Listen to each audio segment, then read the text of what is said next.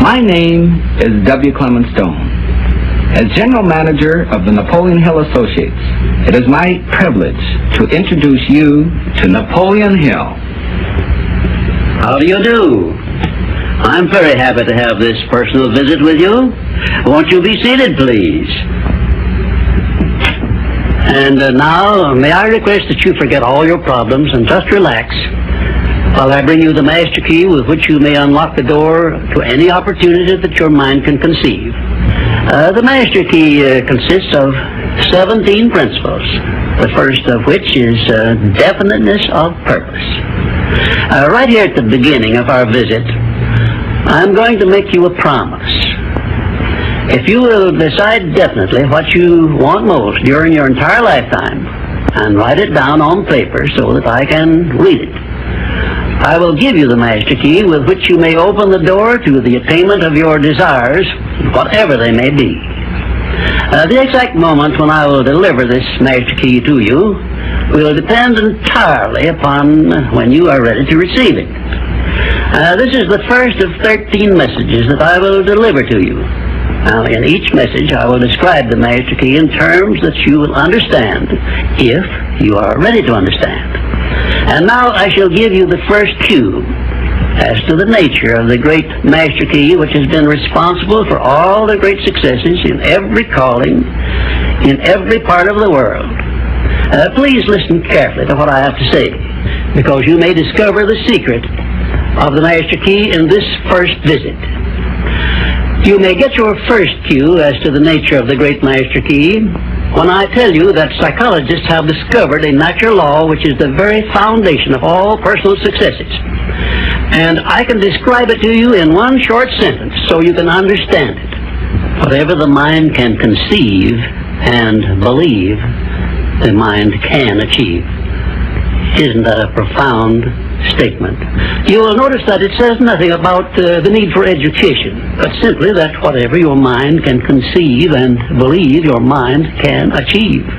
Now, if you want evidence that the mind can achieve whatever the mind can conceive without the benefit of formal education, you only have to remember that Thomas A. Edison conceived the idea of becoming an inventor and lived to become the world's greatest scientist in the field of invention with only 3 months of common school education. When I first heard Andrew Carnegie describe this natural law which makes it possible for you and I and everyone else to write his own price tag in life and attain it, I became so enthused over it that I began to search for the power back of it, and my curiosity led me finally to the discovery of the master key, which I shall reveal to you if you are ready to receive it.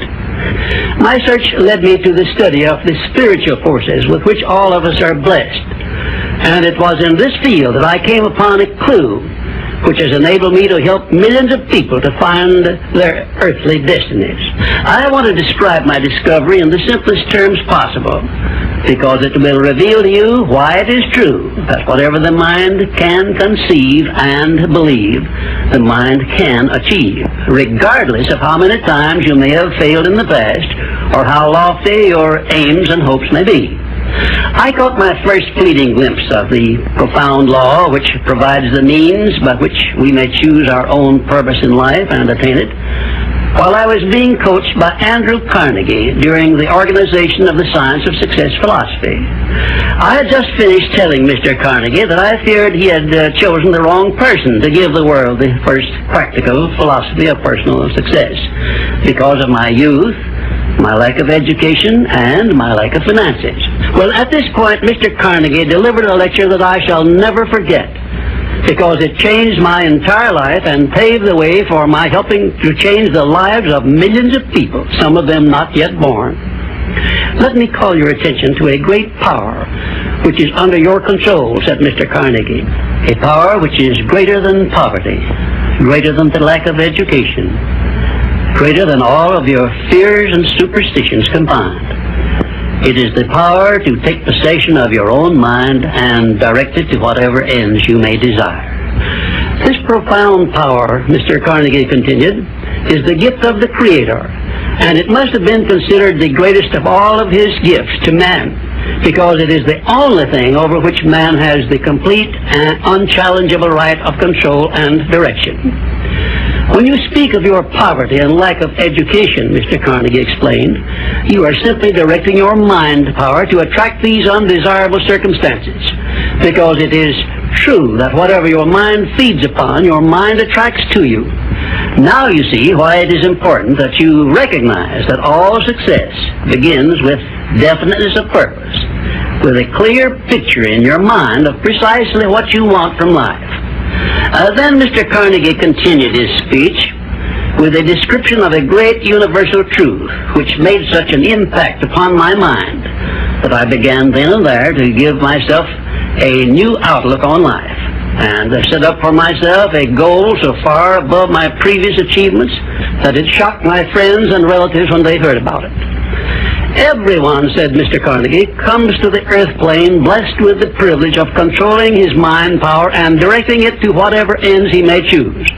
But, he continued, everyone brings over with him at birth the equivalent of 2 sealed envelopes, one of which is clearly labeled, the riches you may enjoy if you take possession of your own mind and direct it to ends of your own choice. And the other is labeled, the penalties you must pay if you neglect to take possession of your mind and direct it.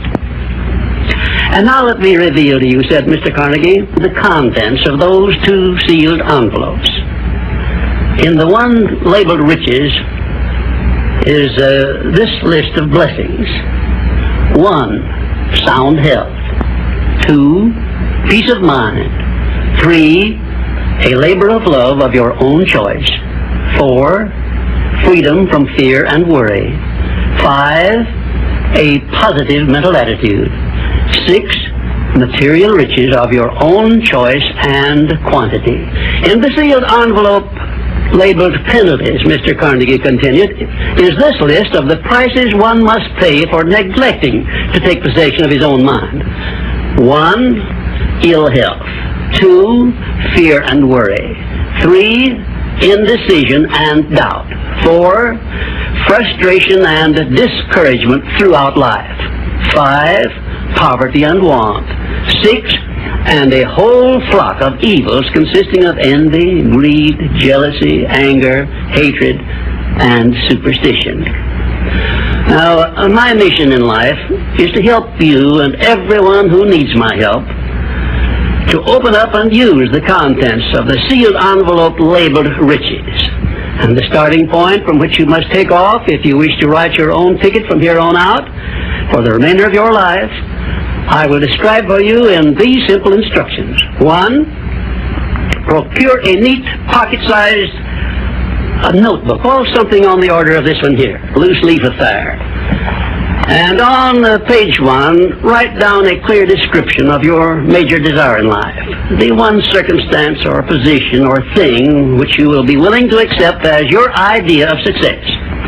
And remember before you begin writing that your only limitations are those which you set up in your own mind or permit others to set up for you. And 2, on page 2 of your notebook, write down a clear statement of precisely what you intend to give in return for that which you desire from life.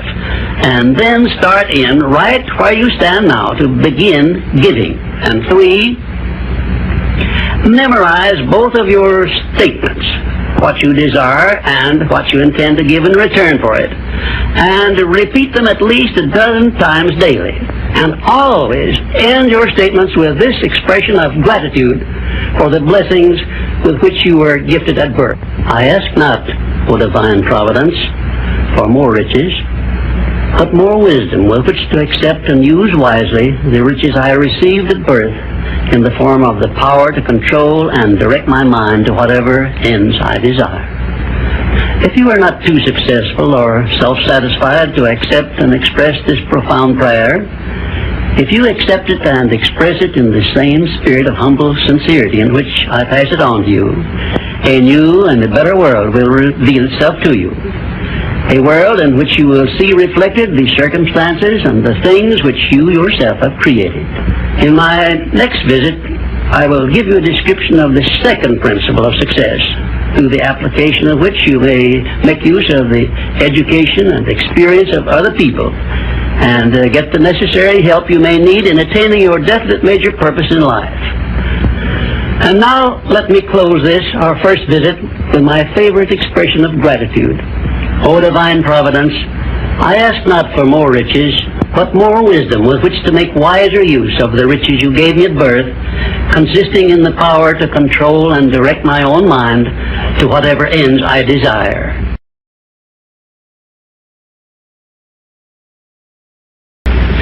We come now to the second of the 17 principles which lead to the master key with which you may open the door to the attainment of your definite major purpose in life.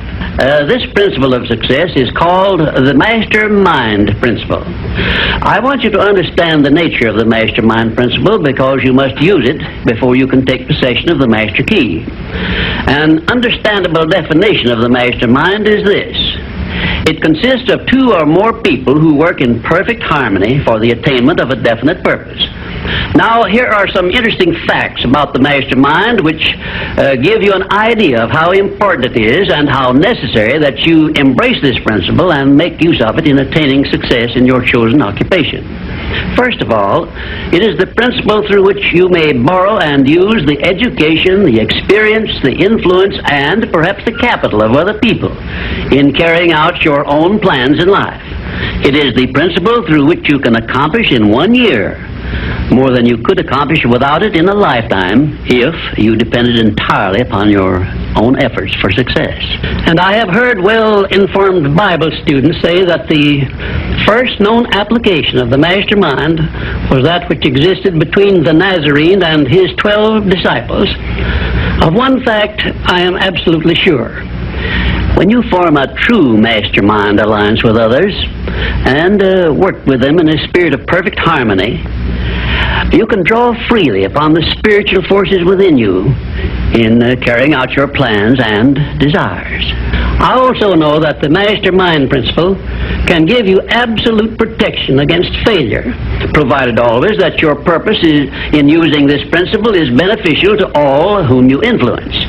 In my research while organizing the science of success, I had the collaboration of practically every outstanding successful man this country has produced during the past 50 years, and I can tell you definitely that their success was due in the main to their knowledge and application of the mastermind principle.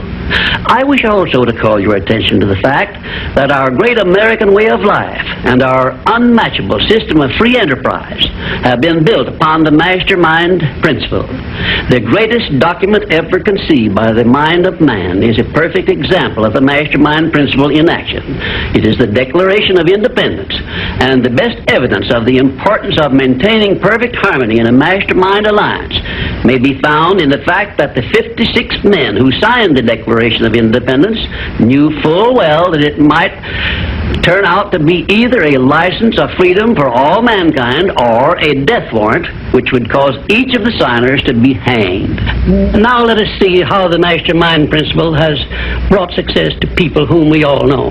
First, consider when Kate Smith began her career as a singer. She had difficulty in earning enough from her singing to pay her living expenses.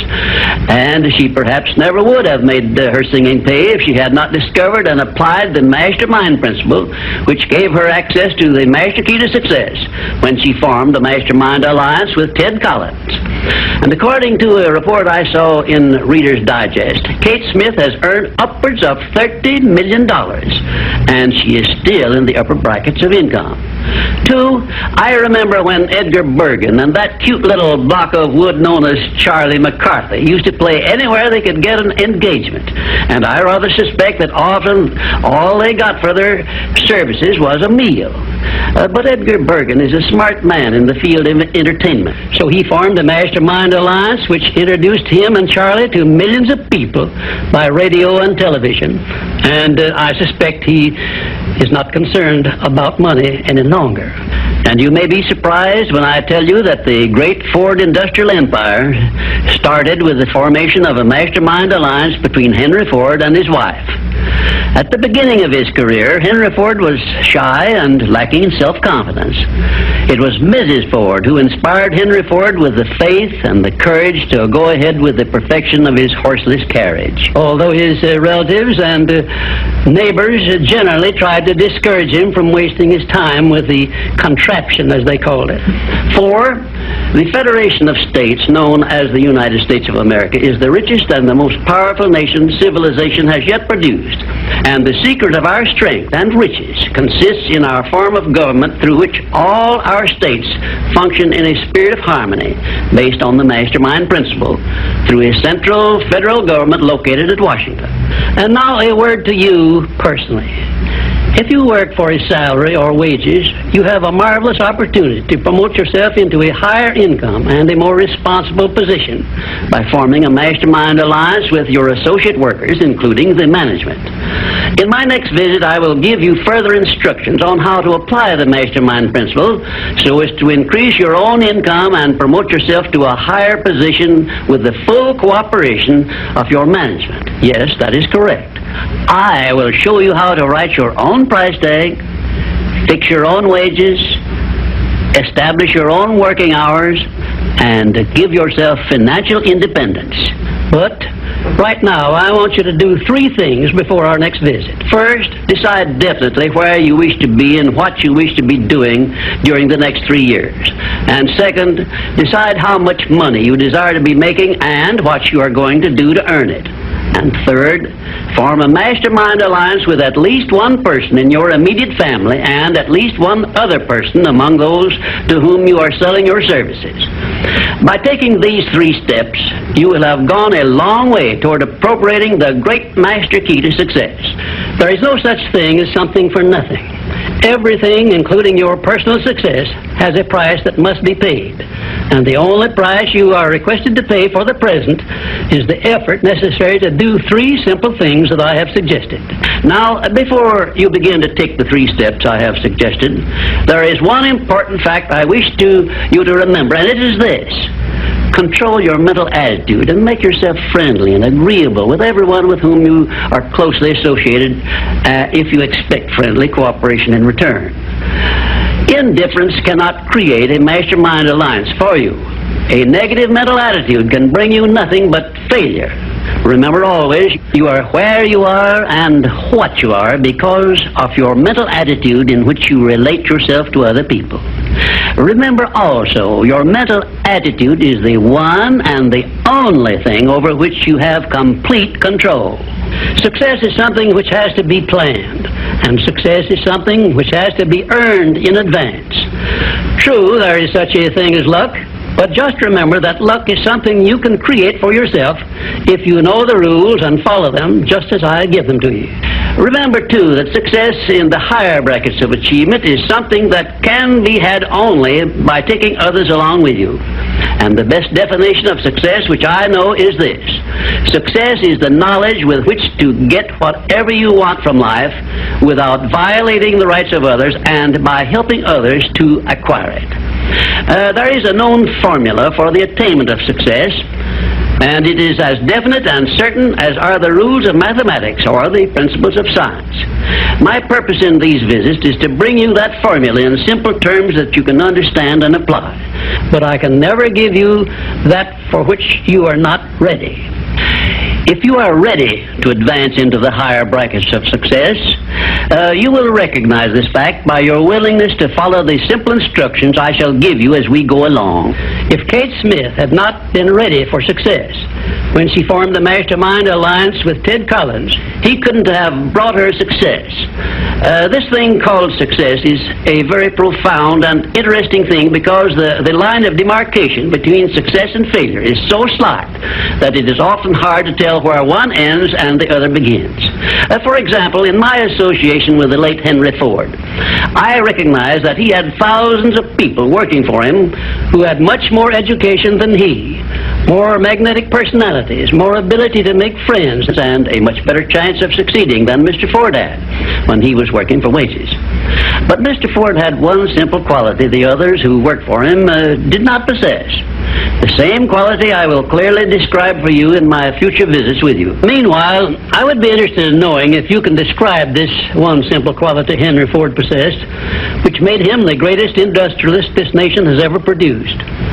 In my next visit, I will give you a definite clue as to the success quality which helped Henry Ford spread his influence throughout the world and make himself richer than Croesus, despite the fact that he had only a meager common school education. Until then, please be of good cheer, will you? And just remember that your only real limitation is the one you accept and set up in your own mind. Well, this, our third visit, brings us to the success principle, which has marked the turning point of every person who has promoted himself or herself from the lower brackets of success to the higher planes of achievement, where one acquires everything he desires. This principle is called the habit of going the extra mile, which means the habit of rendering more service and better service than one is expected to render, and doing it in a positive mental attitude. I'm going to tell you all I know about this magic principle of self-advancement, because it is the one rule you must follow if you expect to write your own price tag and to be sure of getting it. Let me describe this success principle for you in a brief formula which you can easily remember. I call it the QQMA formula, which means the quality of service you render plus the quantity of service you render plus the mental attitude in which you render service determines the space you occupy in your chosen calling and the compensation you get from your services. If you will examine carefully the people whom you know to be unusually successful, you will discover that they follow the QQMA formula, although they may do so unconsciously. Now, I wish to give you a big advantage over those who follow this formula unconsciously. I wish to show you how to make use of it deliberately with purpose of forethought, so you may make the principle pay off in a big way and do it quickly. Now I shall tell you some of the benefits you will enjoy by following the habit of going the extra mile. 1, this habit will bring you to the favorable attention of those who can and will provide you with opportunities to promote yourself into a better circumstance. 2, it will place back of you that great natural law of increasing returns through which the service you render will bring back greater than average compensations. And 3, following this habit will make you indispensable in your chosen occupation or calling. Therefore, it will place you in a position to write your own ticket. And 4, this habit will help you to excel in your line of work, because each time you render service, you endeavor to do a better job than you did previously. And 5, if you work for a salary or wages, this habit will give you preference when work is slack and others are laid off. And 6, it will help you to benefit by the law of contrast, because the others around you will not be going the first mile, let alone the second mile. And 7, following this habit of doing your very best in all of your efforts and doing it in a pleasing mental attitude will improve your personality and make you liked by others. And 8, it will also help you to develop a keen, alert imagination, because you will be continuously seeking new and better ways of rendering useful service. 9, it will inspire you to move on your own personal initiative instead of waiting to be told what to do, a habit which is the first step in leadership in all callings. The habit of going the extra mile definitely develops greater self-reliance and gives one more courage to move ahead without the fear of criticism from others. And here is one thing it does, which, if it benefited you in no other way, would justify you in adopting it. It helps you to master the destructive habit of procrastination, the one habit which heads the list of causes of failure. 12, going the extra mile influences other people to respect your integrity and inspires them to go out of their way to cooperate with you in a friendly spirit.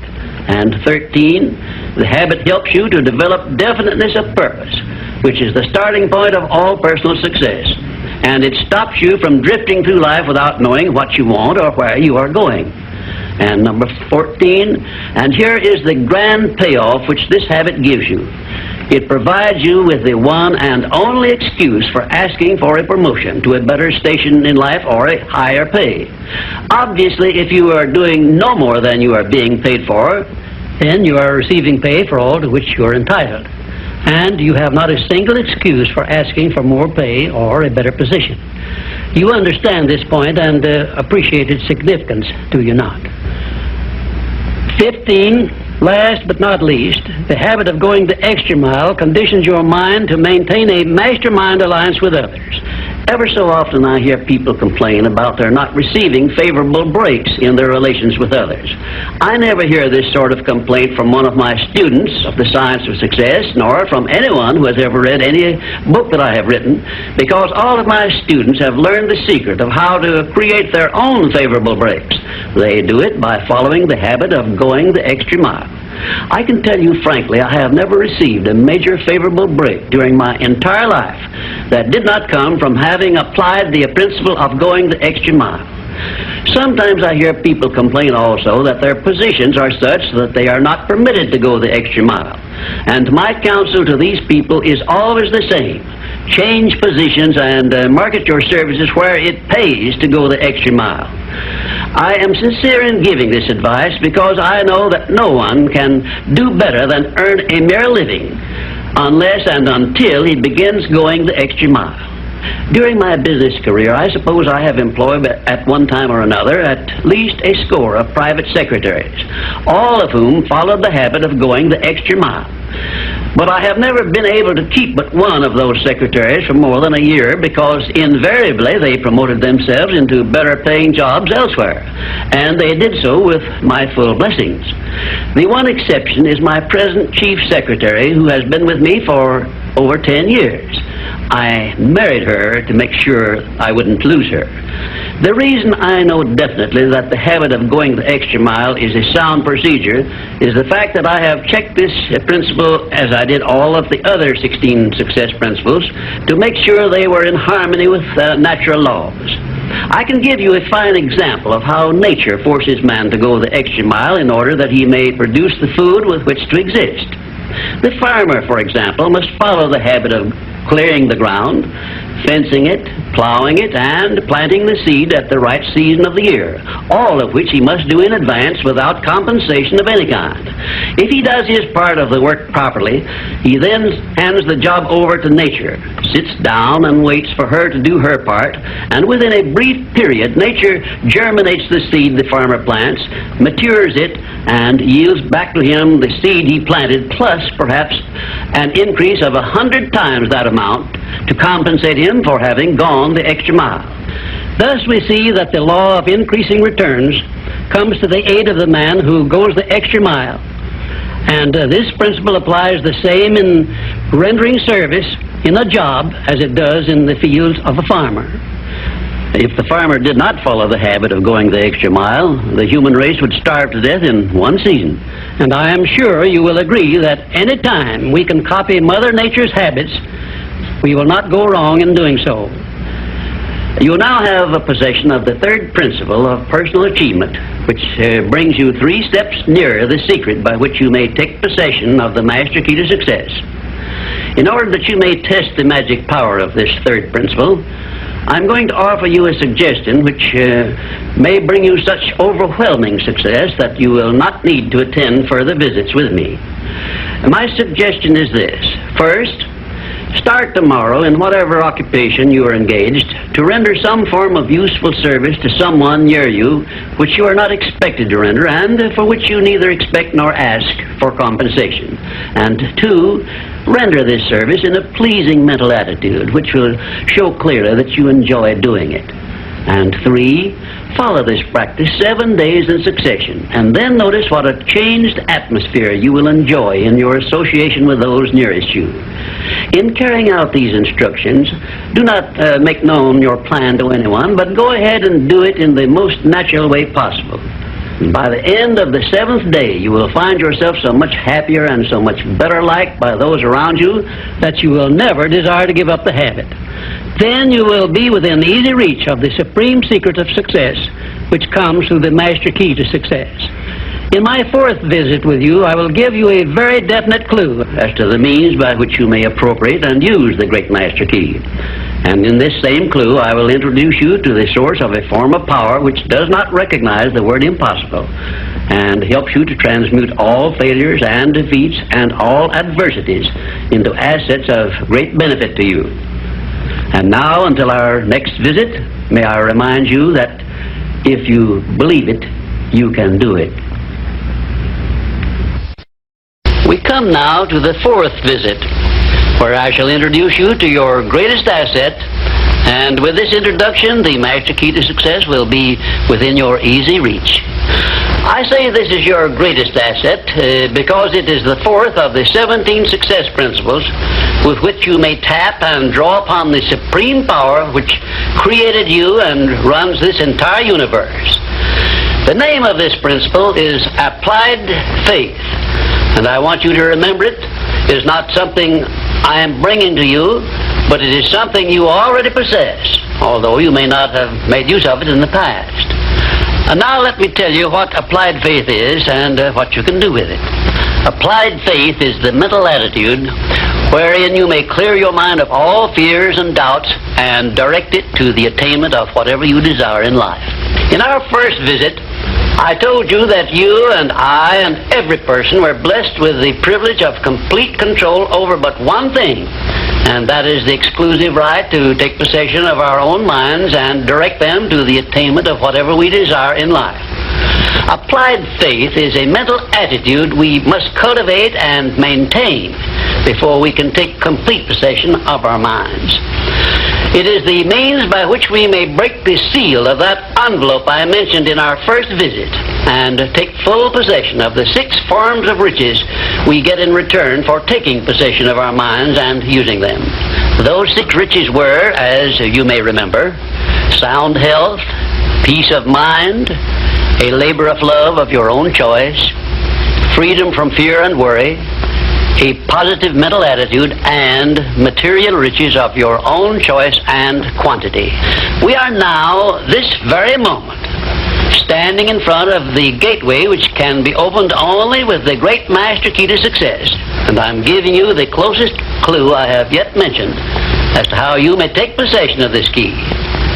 In order that you may condition your mind to embrace and use applied faith, you must understand that there are 2 ways in which you can use faith. You can put it into reverse gear and use it in a negative way by allowing your mind to dwell upon the circumstances and the things you do not want, such as poverty, ill health, failure, defeat, and this is precisely what the majority of people do, which explains why the majority of people go through life in misery and want. Or you can take possession of your mind and direct it to think of the 6 riches which came over with you in that sealed envelope, and you will attract these riches to bless and serve you all through your life. Isn't it a strange fact that most people make a negative application of their great power of faith by thinking about and believing in poverty, ill health, fear, failure, and defeat, when it would be so easy for them just to change their thinking over to the circumstances and things they desire? Now let me give you a description of the one thing which represents the main difference between a successful person and a failure. Please listen carefully and think for yourself as I speak, because failure to recognize the truth I am about to give you is the starting point of most failures. Successful people in all occupations, all professions, and all callings have one trait which distinguishes them from the failures. It is their capacity for belief. The failures see the hole in the donut, but do not see the donut around the hole. The successes see the hole also, but they see the donut around the hole.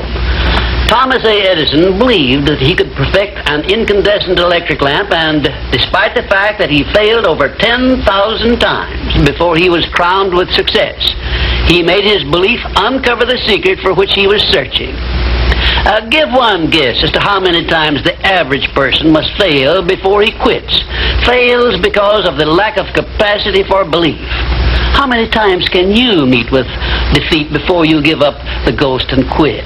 Henry Ford believed he could build a self-propelled vehicle which would take the place of the horse and buggy. And despite the ridicule of relatives and neighbors and the lack of finances, he transmuted his belief into an industrial empire which changed the entire American way of life. Mind you, Ford did this with very little education and no operating capital to begin with. Right here, let me ask you a question which may well change your entire life. You perhaps have an idea or a plan which would be useful to other people, but you have done nothing about it because you lack the self-confidence to give you a start. In other words, you are now where Henry Ford was before he built the first model of his world-famous automobile. Mr. Ford broke through that wall of fear which may now be holding you back and put his idea into operation by making use of the mastermind principle I mentioned in our second visit through an alliance with his wife. Now, the question I wish to ask you is this. Why don't you form a mastermind alliance with someone and begin putting your ideas to work for you? Belief is truly a magic word because it is the beginning of all successes. It is the very foundation of civilization. It is the one quality you must develop before you can make use of the great master key to success. To be successful, you must become a person with a great capacity for belief, and the place to start believing is with yourself. You should begin by recognizing that you were born with the privilege of complete control over your own mind. You should also recognize that by the application of the master key to success, which I am passing on to you through these visits, you can take full possession of your mind and make it yield you whatever you demand in life. Observe, I use the word demand, not beg. The Creator never intended for you to beg for anything. If He had, He would not have blessed you with full control over your own mind. If your life is not what you want it to be, you can change it. As a matter of fact, you can do anything within reason that you desire to do if you embrace the principle of applied faith and keep it directed to the attainment of the things you want and off the things you do not want. I should know what I'm talking about because I was handicapped at birth by the four horsemen which keep most people in bondage all the days of their lives: poverty, fear, illiteracy, and superstition. I have discovered the master key which gives one deliverance from all the evils one does not want and opens wide the gateway to the riches which the Creator intended every person to enjoy on this earth. Applied faith is the only means by which the master key can be appropriated and used. Therefore, I give you these instructions through which you may create a mental attitude which is favorable for the expression of faith. 1. Know what you want and believe that you can and will get it. 2. Give expressions of gratitude many times daily for having received that which you want, even before you actually get physical possession of it. Possession starts first in the mind. Please remember this. 3rd, keep your mind open for hunches from within. And when you are inspired to action, do not wait, but move on your own personal initiative at once. Remember, there can be no application of applied faith without action. 4th, when overtaken by defeat, as you may be many times, remember that man's faith is tested many times before he is crowned with final victory. And accept your defeat as nothing more than a challenge to keep on trying. And 5, a burning desire for the things or circumstances you want is the starting point of all applied faith. Be definite, believe, and act. And keep on acting if at first you meet with defeat. 6, when doubt creeps into your mind, remember that whatsoever a man believeth, that shall he also reap. Remember, faith is not something you get. Faith is something you already have.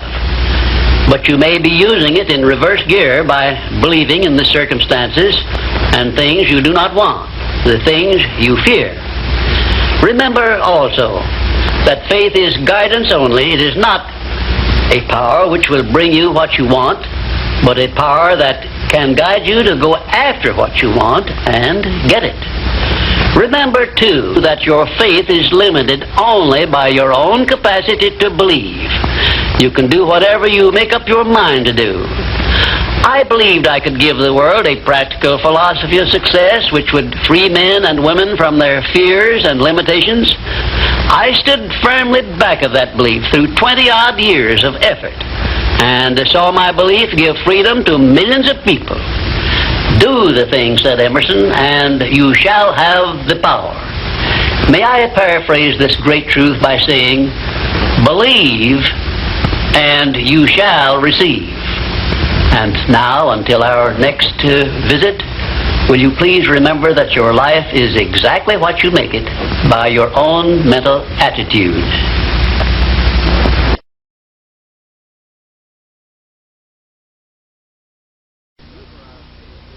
I'm happy to be with you for our 5th visit, and our subject is a pleasing personality. Your personality determines whether people are attracted to you or shy away from you. It is the show window in which you display your character to the world, and it is the one thing which distinguishes you from all other human beings. It is your trademark by which people recognize you, and it is the thing which determines your success or failure in selling yourself through life. Therefore, you should see your personality just as others see it, so you may improve it where it needs improvement. Your personality consists of more than 30 different factors, traits, and characteristics. Because of the limit of time I can devote to this visit with you, I can mention only the more important of your traits of personality. But before I begin to describe these traits, I want you to know that every trait which goes into your personality is under your control, and you can improve it so it will be whatever you want it to be. Let us start with the most important trait of your personality, your mental attitude. This is a trait with which you attract people to you and cause them to like you, or repel them and cause them to dislike you. Your mental attitude must be positive if you attract people to you. How do other people know whether your mental attitude is positive or negative, you may ask? Well, the answer is easy. First of all, other people tune in and pick up your mental attitude by telepathy without your saying a word or making a move. But there are other ways they can tell whether your mental attitude is negative or positive. You disclose this information by the tone of your voice, whether it is pleasant or harsh, by the expression on your face, whether it is soft and pleasing or harsh and scowling, by the courtesy and consideration you show other people, or the lack of these. So you see, there is no escape from revealing to others the exact nature of your personality. The next most important trait of your personality consists of your flexibility of your mental attitude, or your lack of it. If you have flexibility, you adjust yourself to all the circumstances in your relations with others without losing your composure or allowing yourself to become irritable or angry. Just remember, if you have flexibility of your mental attitude, it will be impossible for anyone to make you angry or to irritate you without your consent or cooperation. Now, this is worth knowing, isn't it? You cannot control the actions of other people which might justify you in becoming irritated by them, but you can control your reaction to all such circumstances by exercising your trait of flexibility. And you will observe that all people in the higher brackets of success have this flexibility, and they do control their reaction to the influences of other people. The third most important trait of a pleasing personality is the ability to control and direct your emotion of enthusiasm. Enthusiasm is one of the means by which you can give forcefulness to your words, but you must be able to turn it on and off at will as definitely as you can turn on and off water at the spigot. Uncontrolled enthusiasm often makes people boresome. It also may open wide the window to one's mind through which other people may enter and influence one in ways he does not wish to be influenced. The fourth most important trait of a pleasing personality is a sincerity of purpose. The person who is not sincere in all relationships with others is soon detected and rejected, because no one is attracted to the person who thus endeavors to deceive others. Sincerity is one quality of character which cannot be successfully faked, not even by the most astute rascal or the most efficient actor. because insincerity evermore carries with it some warning sign which other people recognize. You have only to go back into your own experience with insincere people to prove the truth of what I have stated. There are 26 other important traits which give one a pleasing personality, but I do not have time to give them to you in this visit. Now let us turn our attention to some of the common habits which destroy a pleasing personality. Please check yourself as I describe these negative habits, and you may make discoveries about yourself sufficient to enable you to rebuild your entire personality so it will become a master salesman in your behalf. One of the most destructive habits which make one's personality objectionable is that of breaking in and running away with the conversation when others are speaking. And 2, sarcasm, expressed by insinuations and wisecracks which are not so wise, is near the head of the list of habits which give one a negative personality. And 3rd, vanity expressed by either words or actions is sure to make one unpopular. And 4, indifference in listening while others are speaking is sure to be noticed and resented. It is more profitable to be a good listener than it is to be a good talker, because one is always apt to learn something while listening to others, but never learns anything from hearing himself talk. 5, the attempt to flatter where flattery is obviously not deserved will bring quick resentment from others. Also, it will put them on notice, if they are wise, that the flatterer wants something he perhaps should not get.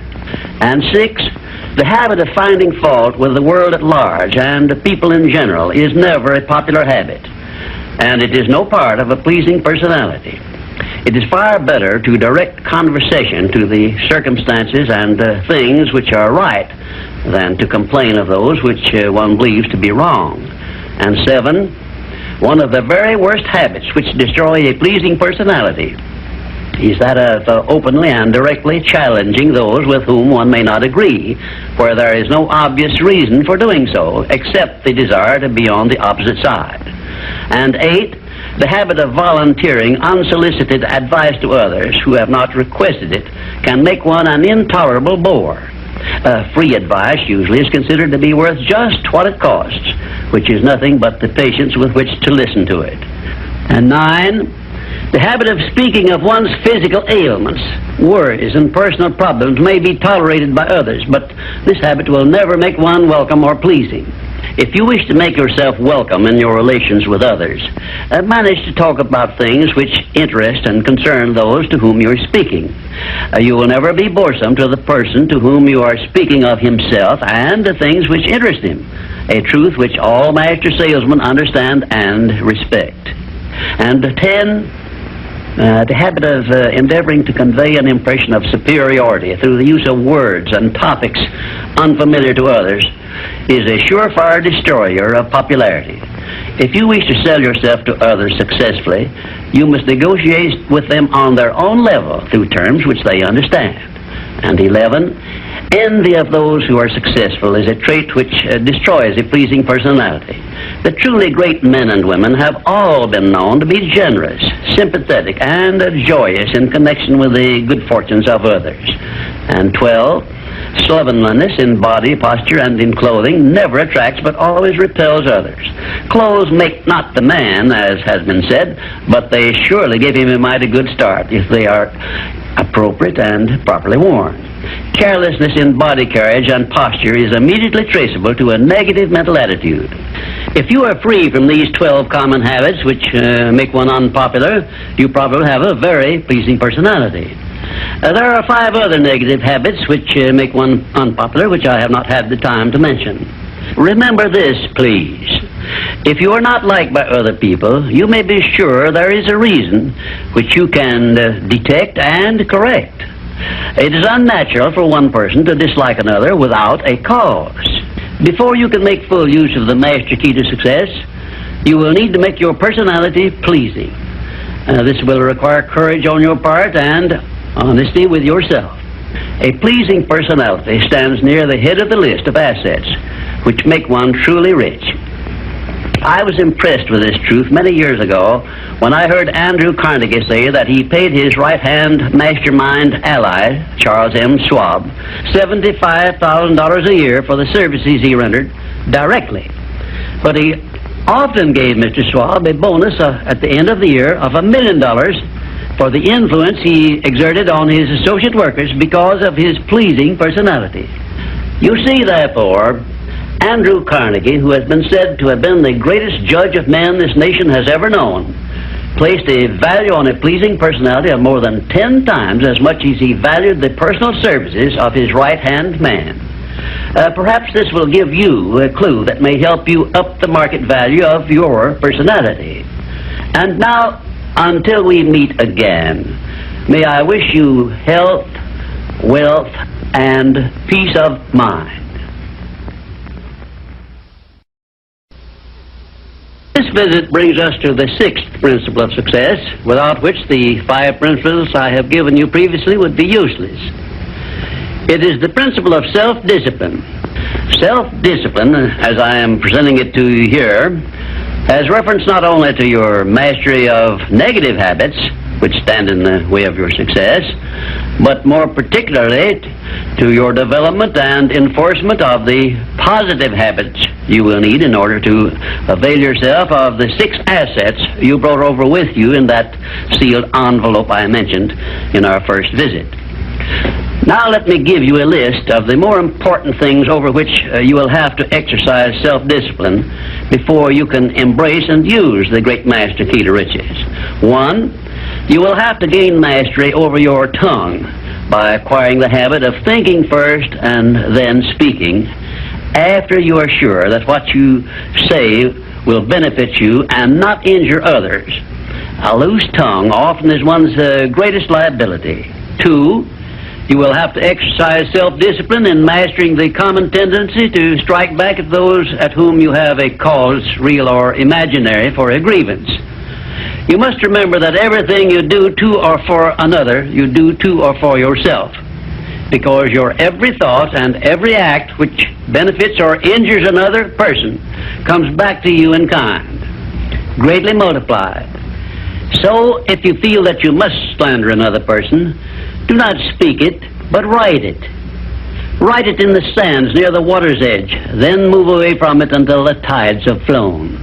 3, you will have to exercise self-discipline over all of your emotions, particularly your emotions of love, hate, fear, and sex. These are the big 4 of your emotions, and they can make you or break you according to the extent of discipline you exercise over them. 4, your mental attitude needs discipline and control at all times. Lacking this discipline, it can, and it often does, drive away friends, destroy opportunities to get ahead, brings on physical and mental illness, develops stomach ulcers, and makes peace of mind impossible. 5, I have reserved the emotion of sex for special mention, because failure to exercise self-discipline over this emotion probably heads the list of all the causes of personal failure. The emotion of sex is the most powerful of all emotions, and it is nature's great creative instrument with which all species of living things are perpetuated. The proper means of self-discipline of the emotion of sex is transmutation, the control and direction of this great emotional feeling toward the attainment of worthy purposes, such as the fulfillment of one's major purpose in life. The great leaders, artists, orators, industrialists, and professional people have learned the art of sex transmutation through the proper system of self-discipline. Because of the delicacy of the subject of sex emotion, I am limited as to the information I can give you about it on this visit. But I have covered the subject much more in detail in some of my books. And 6, your stomach also needs discipline through the proper habits of dieting and fasting, because information on dieting and fasting should come from your own doctor. I will not go into details concerning them, except to call your attention to the need for knowledge on this subject. Personally, I attribute my sound physical health mainly to the habits of dieting and fasting which I have developed through the years. And 7, you will need to exercise self-discipline in relation to religion and politics, because our country, which is the most acceptable form of society civilization has yet produced, is made up of people of varying beliefs in connection with both of these subjects. To be happy and prosperous in our country, we must learn to live and to let live, to give others the privileges we ask and demand for ourselves. And this often calls for strict discipline over self. 8, but I have reserved until the last my reference to the most important circumstances over which you must exercise the strictest of self-discipline if you are to embrace and use the great master key to riches. I have reference to your profound privilege of taking possession of your own mind and directing it to whatever ends you may desire. You cannot take possession of your own mind or direct it to definite ends without a practical system. I have devoted the better portion of my past life to the revelation and presentation of such a system. And I know that this system works because it has been successfully used by many millions of people throughout the world. The system is not only practical and workable, but it is so simple that anyone who is ready for it may master it and use it successfully. Its use does not call for a genius nor a great amount of formal education. It calls only for a will to take possession of one's own mind and a definite purpose to which the mind is to be directed. Self-Discipline by Thomas A. Edison made him the world's greatest inventor, who revealed to mankind during the first half of the 20th century more of nature's secrets than had been uncovered during the entire previous history of civilization. Self-discipline carried Wilbur and Orville Wright through a multitude of failures and enabled them finally to give the world its first practical airplane, an achievement which has made the world smaller and changed the entire trend of civilization. Self-discipline helped Helen Keller to triumph over deafness, blindness, and dumbness, a combination of afflictions such as most people never experience. Self-discipline helped me to carry on through years of heart-aching discouragement and defeat, and give the world the first practical philosophy of success based on the know-how gained by hundreds of men and women who spent a lifetime by the trial and error method in discovery of the principles which lead to personal success. Self-discipline is among the top-ranking features of all the great religions, including, of course, the Christian faith. And there are some people who believe that our major purpose on earth is that of developing wisdom through struggle and self-discipline. One thing is certain: no one ever becomes very wise without the aid of self-discipline, and no one ever finds peace of mind and happiness without the strict exercise of self-discipline. Self-discipline is the only means of transmuting sorrow into faith. It is the only means by which we may transmute hatred of others into the milder emotion of sympathy for them. It is the only means by which we may reveal and profit by the seed of an equivalent benefit which comes with every adversity and every defeat. It is the only means by which we may shut out of our minds the deadly effects of past experiences of suffering and unpleasantness.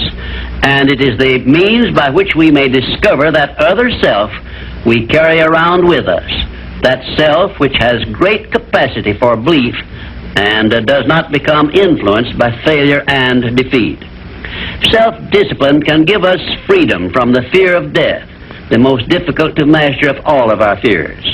It can free us from the disease of hypochondria, the fear of imaginary illness with which so many people suffer and sometimes die. Self-discipline is the means by which we may think our own thoughts, live our own lives as we wish to live them, and remain forever free from the evils of fears and limitations which we have inherited from the dark ages before the dawn of civilization. The Creator never gives one an asset or benefit without passing along with it the means by which it may be embraced and used. Self-discipline, therefore, is the means by which the Creator provided us with a method of embracing and using the only thing over which we have unchallengeable control, the power of our own thoughts. And now, until our next visit, may I remind you that the habit of taking the line of least resistance makes all rivers and some men crooked. Well, this brings us to the 7th visit, and I hope to hand you the master key to success before I finish, because my subject will lead you so near to the master key that you will be apt to recognize it. As I have suggested in previous visits, a positive mental attitude can clear away all obstacles which stand between you and your major purpose in life. Because of the importance of the subject of our visit, I shall not only tell you that a positive mental attitude heads the entire list of the 12 great riches in life, but I am going to give you explicit instructions as to what you must do to keep your mind positive. In all the success books I have written, I have never suggested to my readers what they should do without clearly telling them how to do it. Are you ready? If you are ready, this visit may bring the most important change in your life you have ever experienced. 1.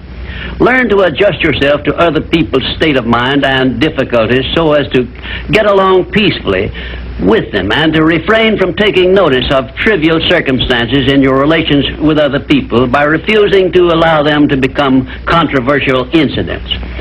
Great people always avoid small incidents of controversy when possible.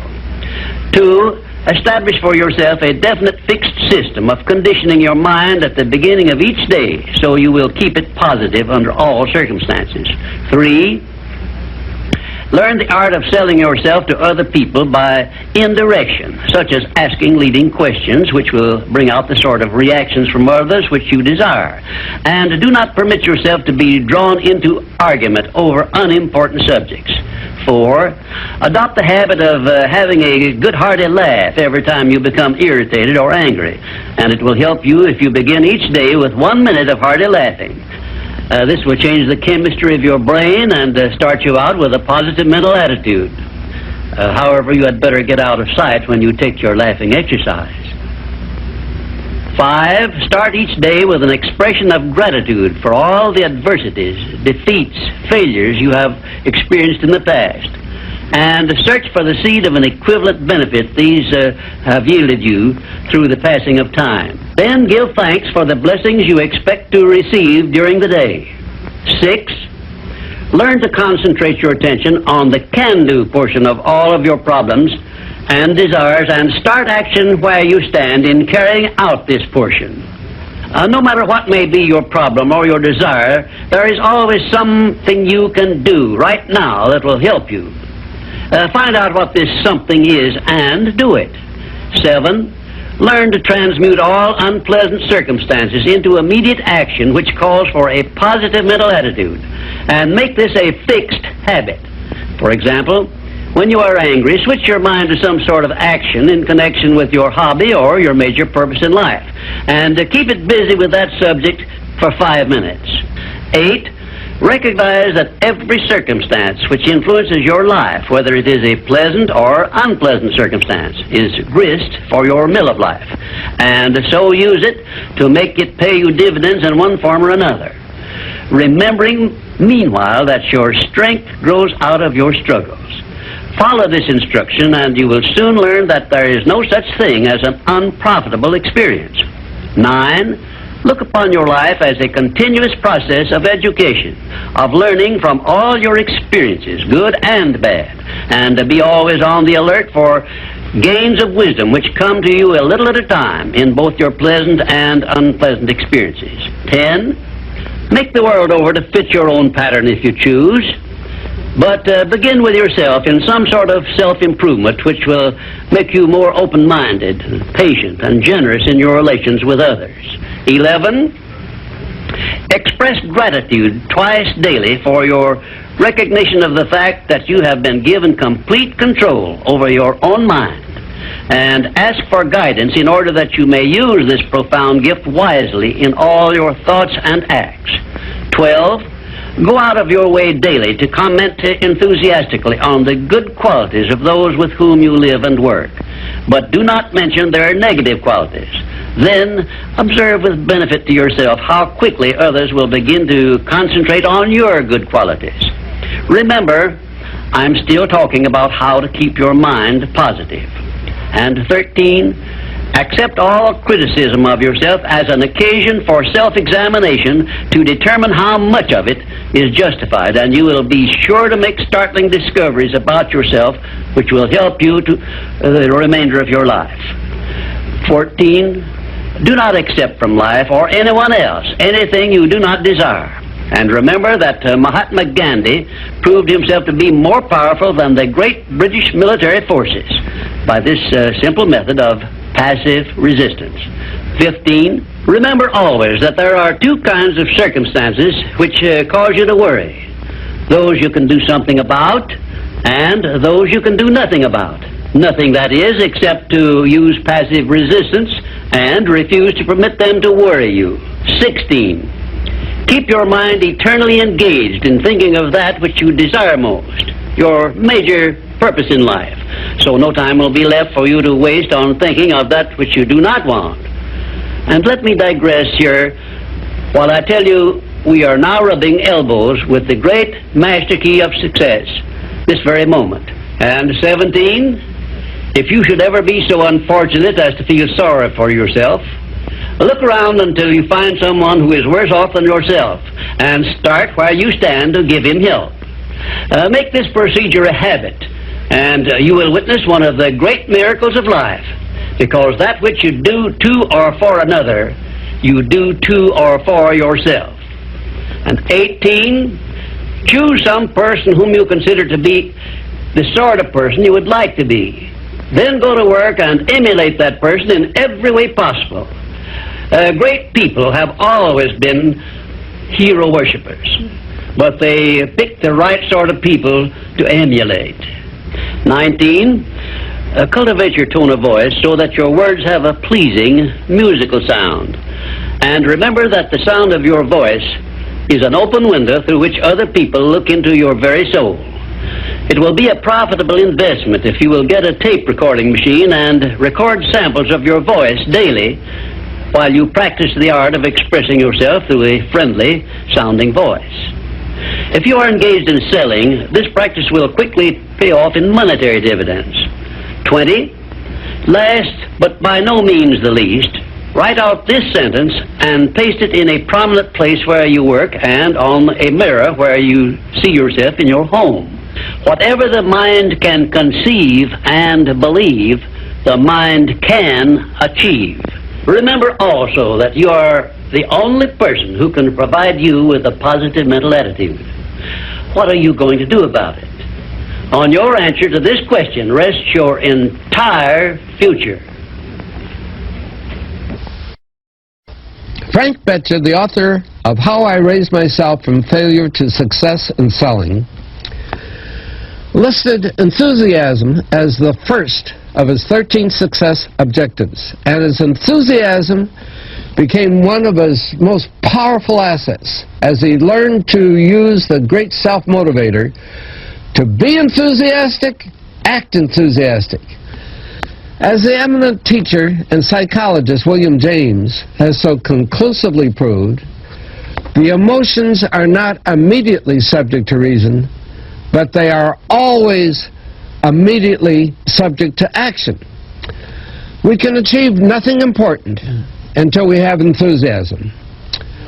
Now, Dr. Hill will explain how you can develop a feeling of enthusiasm for all that you do.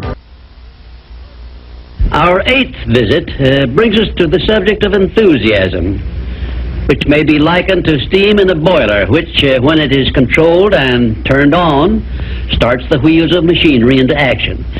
Someone has said that knowledge is power. That is only a half-truth. For knowledge becomes power only when it is put into action for the attainment of a definite objective. Enthusiasm is one of the more powerful means by which we may put into action our education, experience, and knowledge. Spoken words without enthusiasm are often ineffective, and sometimes they can be actually boresome, as you of course know if you have noticed the effect a speaker without enthusiasm has on his listeners. I have known lecturers to hold audiences spellbound for 2 hours, yet when members of the audience were asked to tell what the speaker had said, they could not remember. But what they did remember was that the speaker got their attention and held it. And now let me explain why enthusiasm has such a powerful impact upon the minds of those who come under its influence. To begin with, I believe you'll be interested in knowing that your brain and every other person's brain is both a broadcasting station and a receiving station, which sends out thought vibrations and picks up those sent out by other people. When you turn on your enthusiasm, you step up the vibrations of thoughts which go out from your brain so that they reach and affect other people more quickly. As a matter of fact, you can send out thoughts which have been so stepped up with silent enthusiasm that they will reach and influence other people to whom you direct your thoughts.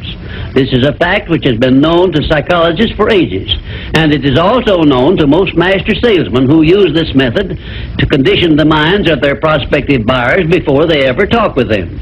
You must have observed that enthusiasm is very contagious, that it engages the attention of those who come under its influence and causes them to respond in a similar spirit of enthusiasm. I once heard Andrew Carnegie say that if you turned loose one man who thought in terms of intense enthusiasm in an industrial plant employing thousands of people, this man's enthusiasm would very quickly reach and influence every person in the plant. And he said it made not the slightest difference whether the enthusiasm was negative or positive, constructive or destructive. Then Mr. Carnegie went on to explain that in his selection of employees for promotion to bigger jobs, the first thing he looked for was a man's capacity to express himself in terms of intense enthusiasm. He said that enthusiasm is one of the most important traits necessary for leadership. The most successful lawyers are not necessarily those who know most about the legal profession, but they are those who know how to influence courts and juries with their belief in their cases and have a great capacity for expressing themselves with enthusiasm. When you are introduced to another person, you have a marvelous opportunity to sell yourself favorably to that person by the extent of the enthusiasm you express in accepting the introduction. When you shake hands with another person, you have also a fine opportunity to make a favorable impression by the warmth of enthusiasm you put into that handshake. If there is anything which leaves me flat and unfavorably impressed when I'm introduced, it's an extended hand which feels like a piece of cold ham and acknowledges the introduction with a cold, canned, pleased to meet you, with no signs of enthusiasm back of it. Now, right here, let me give you a brief course in salesmanship, which may be of value to you the remainder of your life.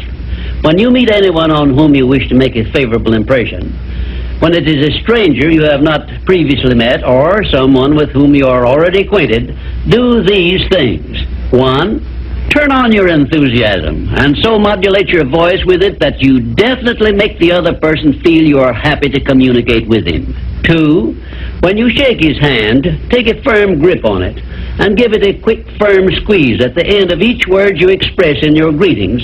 For example, say, "How do you do? I am so very glad to meet you."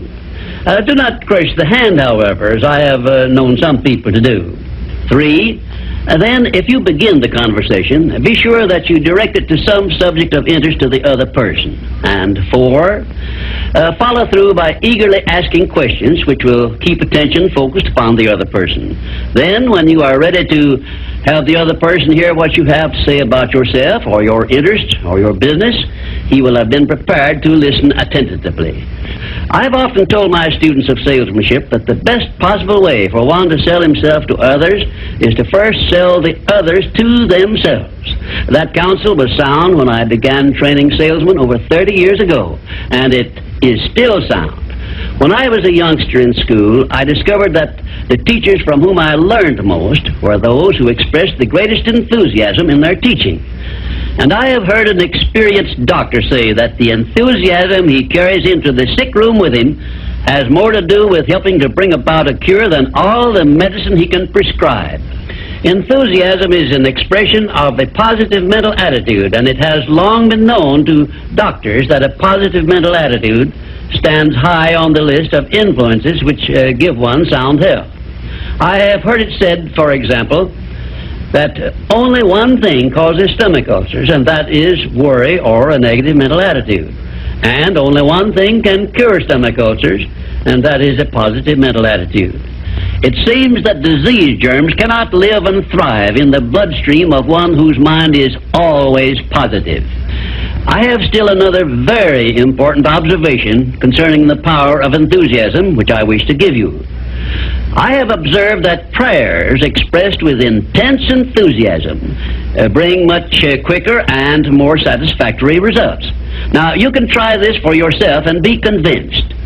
I began experimenting with this idea many years ago, and from my experiences I gathered the information which caused me to change my method of prayer entirely. I now use the prayer I recommended to you on previous visits, with the gratifying results that I get quicker and more favorable action from my prayers than I did when I expressed them in a spirit which lacked enthusiasm.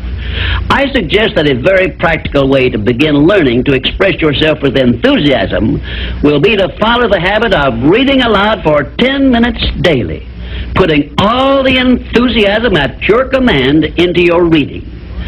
You will be surprised in a short while at how much this will help you in speaking with enthusiasm in your ordinary conversations. I would suggest also that you adopt the habit of practicing enthusiasm in your conversations with your family and your business associates. Incidentally, this habit will make you more popular with those who are close to you. You can enjoy the benefits of enthusiasm if you are interested enough to develop a technique by which to acquire this habit, so you will follow it in a natural, unaffected tone of voice. If you follow my suggestion that you read for 10 minutes daily as a means of acquiring the habit of enthusiasm, I recommend that you write down a list of 10 subjects, things, or circumstances in which you have the keenest interest, and use this list for your practice purposes. You will have no difficulty in reading in a tone of enthusiasm in connection with the things that you like best. And finally, if you have not already picked up some useful ideas as to how the habit of enthusiasm can be developed, or what causes one to be enthusiastic, let me give you an example which may provide you with an interesting cue.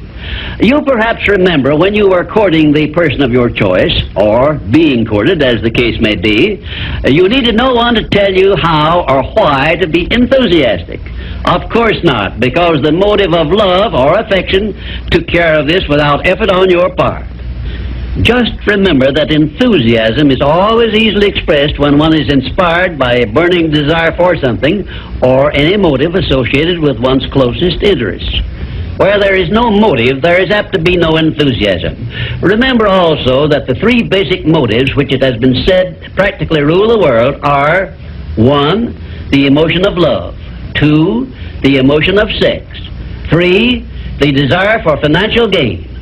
A combination of all three of these motives, it has been claimed, can convert a mediocre person into a genius, and I leave the thought with you for consideration. And now, until our next visit, I ask that you try the habit of moving with enthusiasm in all of your daily work, and see how much better you will feel. We come now to the 9th visit, where we shall analyze the 9th principle of success, which is personal initiative.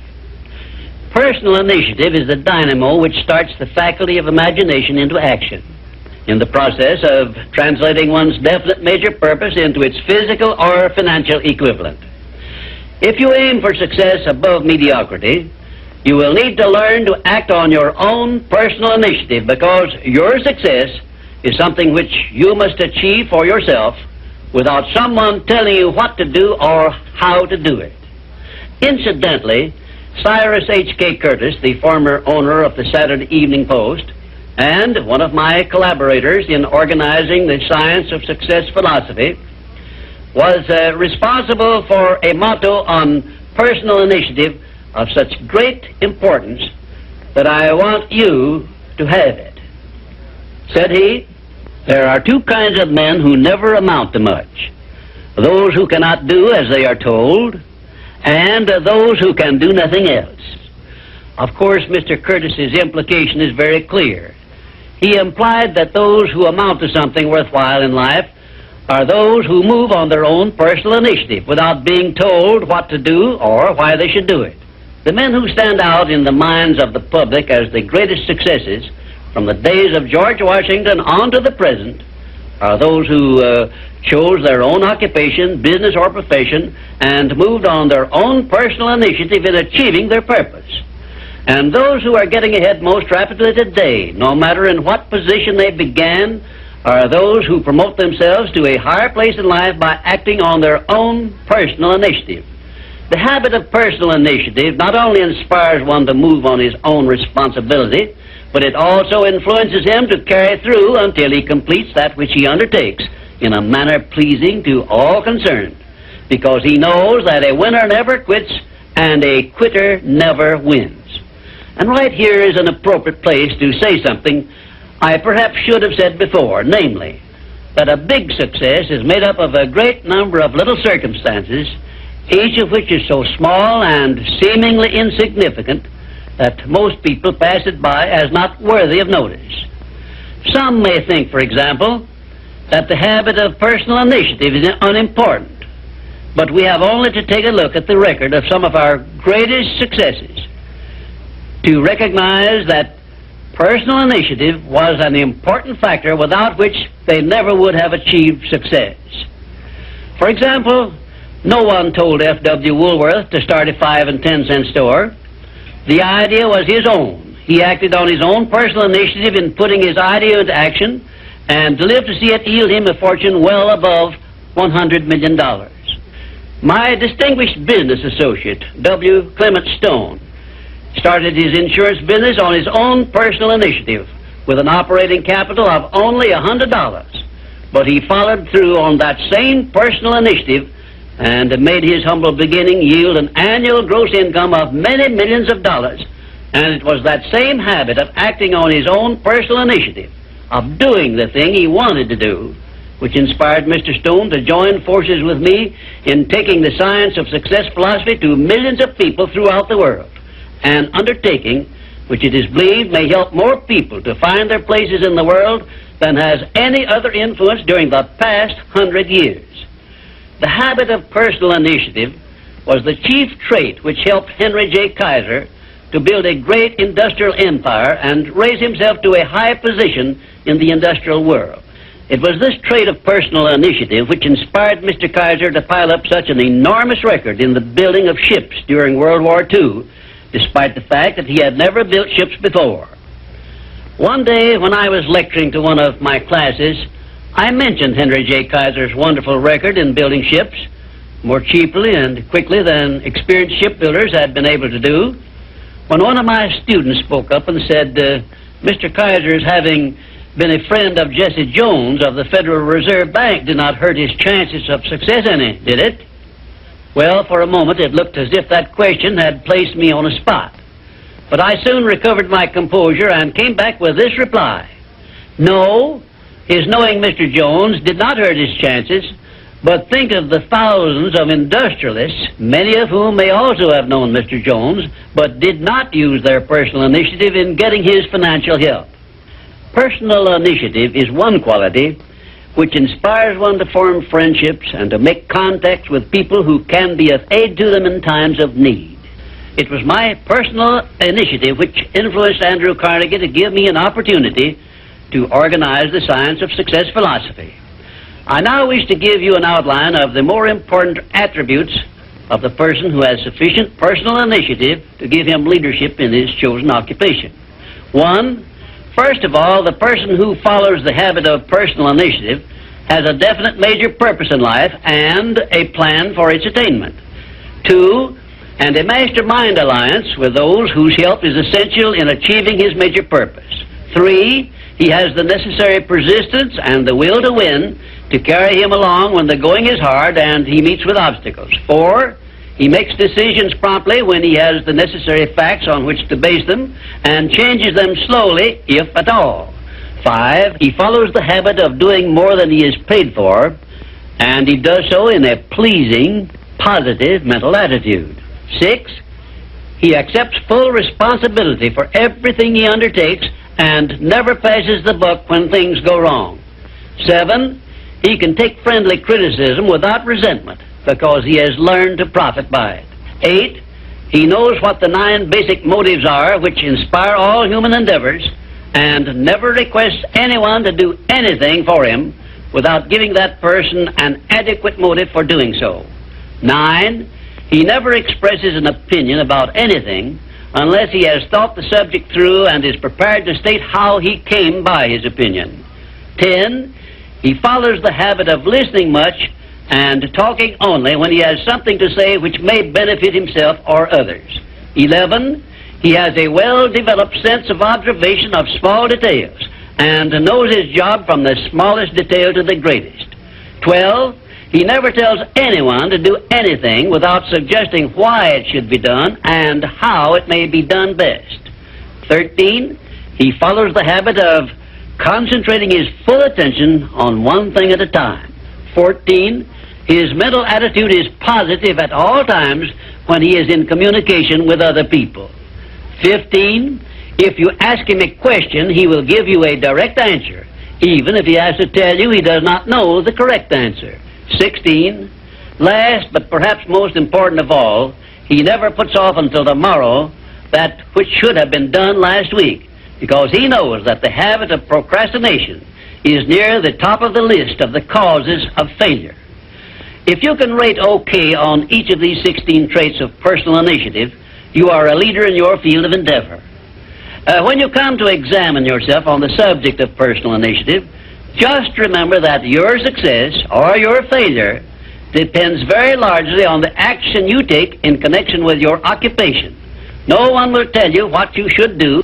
No one will tell you what not to do. The decision must be your own, and you must follow through and carry out your decision on your own personal initiative. If you work for wages or a salary, you should decide to promote yourself through your own personal initiative to the top of the scale in your occupation. And remember that your promotion is entirely in your hands. In my previous visits, I have given you a blueprint of the steps you should take in promoting yourself to whatever station in life you desire. Now, let me give you a brief review of 8 principles we have covered previously. 1, definiteness of purpose. By now, you should know what you want most from life, and you should have a plan for getting it. Here is the most important circumstance of your whole life where you must move on your own personal initiative because no one else can tell you what you should want most. 2, the mastermind principle. If you have not already formed a friendly alliance with those who can help you in attaining your major purpose in life, you should move on your own personal initiative and form this alliance at once. 3, going the extra mile. This is a must if your major purpose is anything above mediocrity. 4, applied faith. This is the principle which gives you power in carrying out your definite major purpose and all minor purposes. 5, a pleasing personality is an asset of priceless value, and it too is something you must acquire through your personal initiative. 6, self-discipline. The 6th principle of success is also something you acquire through your personal initiative. 7, a positive mental attitude, which is the most important of the 12 great riches of life, is also the product of your own personal initiative. 8, enthusiasm is a state of mind which only you can generate through your personal initiative. You see, therefore, that personal initiative enters into every one of the success principles. And now, until our next visit, may I remind you that there are 2 types of people who never amount to anything.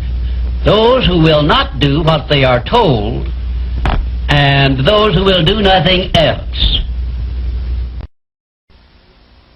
Our 10th visit brings us to one of the strangest of the 17 principles of success, because it is the principle which makes it possible for you to convert into an asset every adversity, every disappointment, every defeat, and every failure you meet with from now on the remainder of your life. Yes, the principle of learning from adversity makes it possible for you to transmute all your past failures and mistakes into an asset which will help you achieve outstanding success in the future. At the very outset of this visit, I wish to call your attention to an important fact which may give you immediate possession of the great master key to success, namely, that your positive mental attitude is the only means by which you may convert adversities, defeats, and failures into assets. It seems to have been intended that everyone should experience adversities, defeats, and even failures as a part of nature's method of disciplining people to learn how to take possession of their own minds. But the Creator very wisely provided everyone with the means for converting these experiences into benefits of a priceless value, the means being our privilege of maintaining and directing a positive mental attitude. Despite the benefits which we may get from adversities and unpleasant experiences of every nature, no one desires to meet with these experiences. Once you learn that adversities can be made to pay dividends, you will acquire the habit of looking for that seed of an equivalent benefit in each such experience with which you meet. My first illustration concerns a man of whom you may have heard, and I have no doubt you have eaten some of the food which he produced and marketed throughout the nation as a result of an adversity which would have stopped most men cold. The man was Milo C. Jones, who owned a small farm near Fort Atkinson, Wisconsin, on which he made only a fair living until he was stricken down with double paralysis, which deprived him of every portion of his body except his brain. In this hour of his greatest adversity, Milo C. Jones used his mind, took possession of it for the first time in his life, perhaps, and out of that mind came the idea of raising hogs and converting them into little pig sausage. And on that same farm where previous to that adversity he made only a mere living, he found the seed of an equivalent benefit that compensated him for the loss of the use of his body and lived to see little pig sausage yield him a huge fortune. Isn't it strange that so often people have to be cut down by failure and defeat before they learn that they have minds capable of mastering all of their problems? My next illustration is based on an adversity of a man whom we all know because he was President of the United States, and his name was Franklin D. Roosevelt, who was stricken in the prime of his life with polio, which destroyed the use of his legs. Instead of sitting on a street corner with a tin cup and some lead pencils, as many another might have done under similar circumstances, Franklin D. Roosevelt transmuted his affliction into a buildup of his self-reliance and lifted himself to the highest position available to mankind anywhere on this earth. Got that position and held it until he passed on. Held it longer than had any previous president. Verily, I tell you with all the enthusiasm at my command, that you may find in your adversities the necessary challenge to inspire you on to success, such as you never would have known without these experiences. Right here, may I remind you of the great importance of following the principle of a positive mental attitude, because this is the principle you will need most in converting unpleasant experiences into assets. My next illustration involves a very intimate personal experience of my own, which began when my mother passed on. I was 8 years of age. I know that the loss of one's mother at any age usually is regarded as an irreparable loss which offers no possible benefits. But even in the loss of loved ones, we may find that there is a seed of an equivalent benefit. I found that seed in one of the most wonderful persons I have ever known when my father brought home my new mother.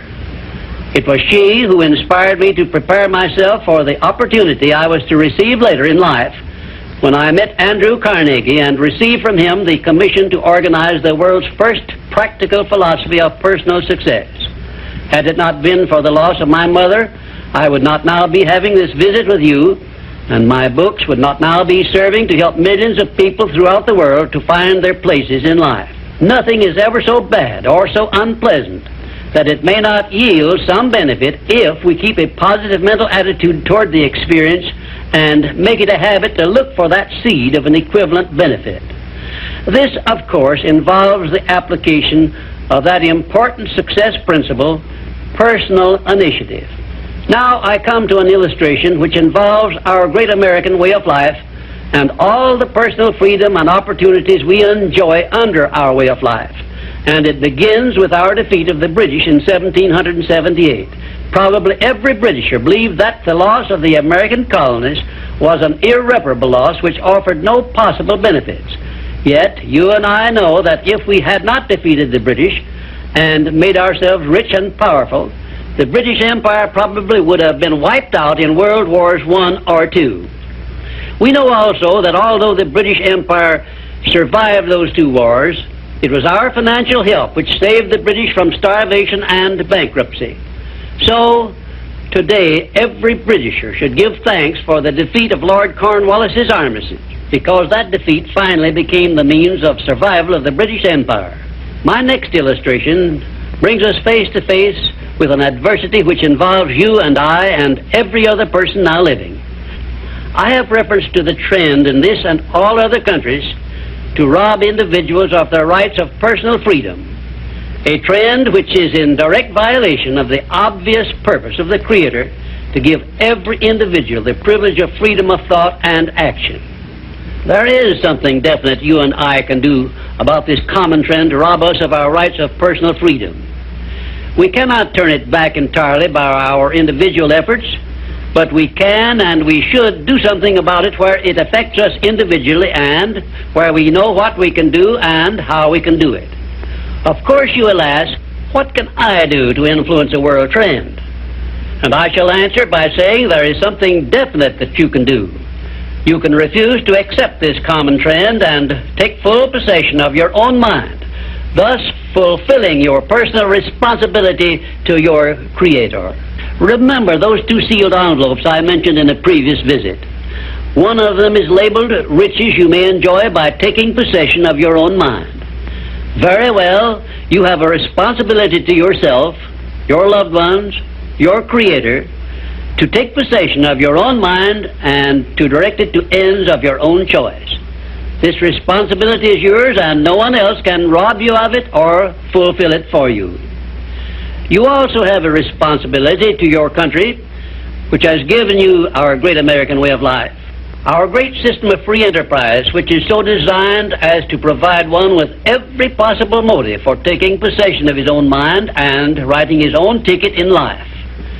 It is definitely a part of the overall plan of the universe to give man the benefit only of those blessings he recognizes, embraces, and uses constructively.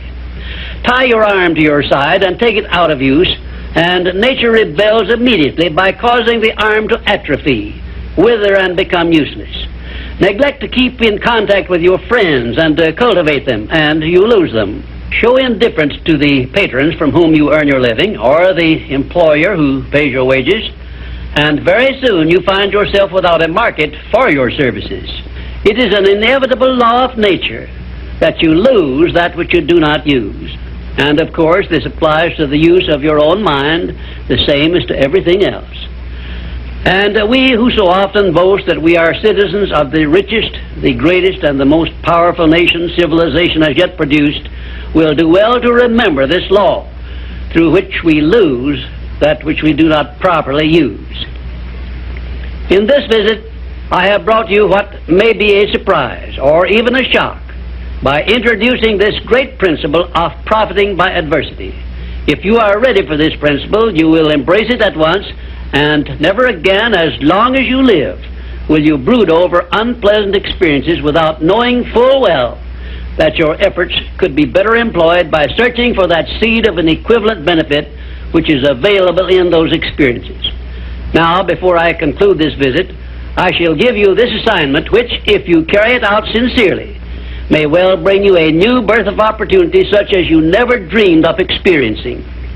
Go back into your past experiences, study each adversity and failure you may have experienced, and look for that seed of an equivalent benefit you had not before discovered, and you may find yourself richer than you believed yourself to be. And now, until our next visit, just remember, nothing can be called failure until you accept it as such. We have now come to our 11th visit, where I shall present creative vision, the success principle which is responsible for the building of all of our plans, aims, and purposes. It has been said that the imagination is the workshop wherein we fashion the purposes of our brain and the ideals of our soul. I do not know of a better definition of imagination than this. There are two forms of imagination. First, there is synthetic imagination, which consists of organizing and putting together of recognized ideas, concepts, and facts arranged in a new combination. Very seldom does anyone create an idea or anything else absolutely new. Nearly everything known to civilization is but a combination of something that is old. Secondly, there is creative imagination, which operates through the sixth sense and has its base in the subconscious section of the brain and serves as the exclusive medium through which basically new ideas or facts are revealed. Let me give you some examples of synthetic imagination in action. 1. Edison's invention of the incandescent electric lamp was the creation of synthetic imagination because it was created by bringing together in a new combination two old and well-known principles. 2. Clarence Saunders' idea on which the Piggly Wiggly store system was based was the result of synthetic imagination because he merely borrowed the self-help cafeteria plan and introduced it into the grocery store business. But despite the simplicity of the plan, it is said to have yielded its organizer $4 million during the first 4 years after it was put to work. 3. Henry Ford's first automobile was created through synthetic imagination by the simple procedure of bringing together the well-known method of transportation, the horse and buggy, and the steam-propelled thrashing machine.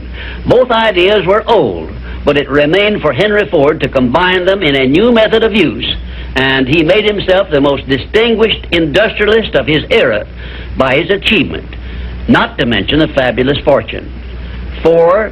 The man who dipped a hunk of ice cream in chocolate, placed a stick in it for a handle, and called it Eskimo pie, used synthetic imagination and started a new industry which still has a widespread outlet and grosses annually a huge sum. It is safe to assume that the creator of this simple plan of merchandising was well compensated for his use of his synthetic imagination.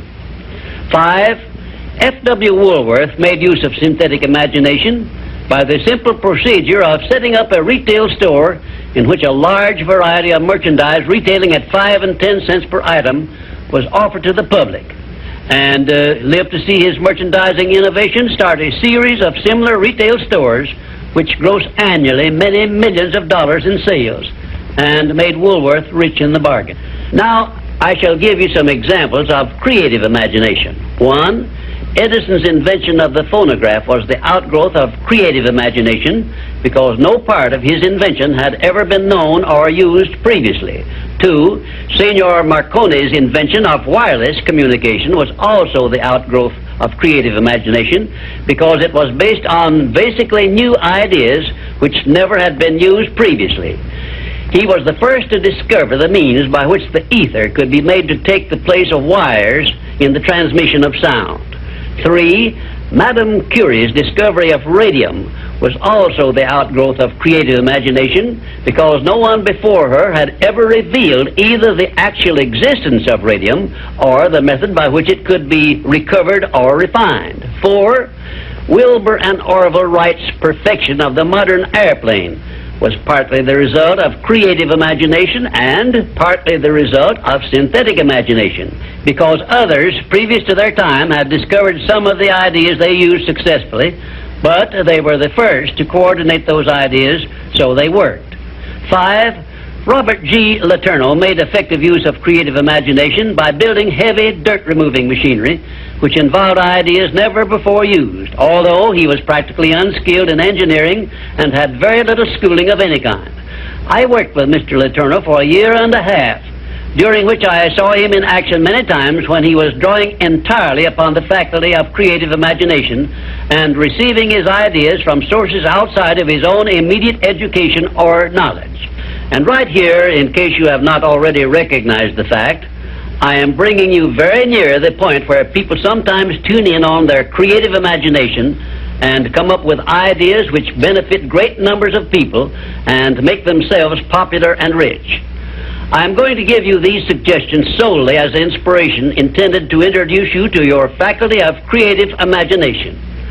All the good ideas have been used up, did I hear you say? Quite to the contrary, the best ideas are yet to be revealed and put into the service of mankind. There are no more opportunities to become rich, did I hear you say? If you will give me an acceptable plan for influencing married people to adopt and use the mastermind principle in their domestic relations, you may benefit many billions of people in homes where harmony does not now prevail, and to make for yourself a reputation worthy of a king's ransom.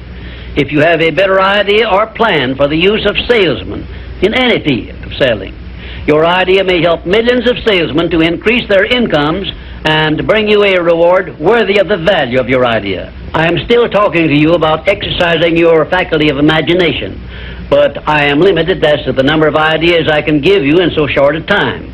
But I will give you some more useful ideas in my next visit. Imagination is a trait which becomes alert only by constant action based on the success principles I have described in these visits. You are the one who must supply this action. The rules of accurate thinking are so clear and simple that I often wonder why so few people ever take time to learn the rules, since accurate thinking is the very foundation of all successful achievements. In this visit, I shall give you a working description of the rules of accurate thinking, which all successful people follow. First of all, accurate thinking is based on two simple fundamentals. They are called inductive reasoning and deductive reasoning. Inductive reasoning is used when the necessary facts on which to base your thinking are not available. In this case, you act on hypotheses, or what you assume the facts to be.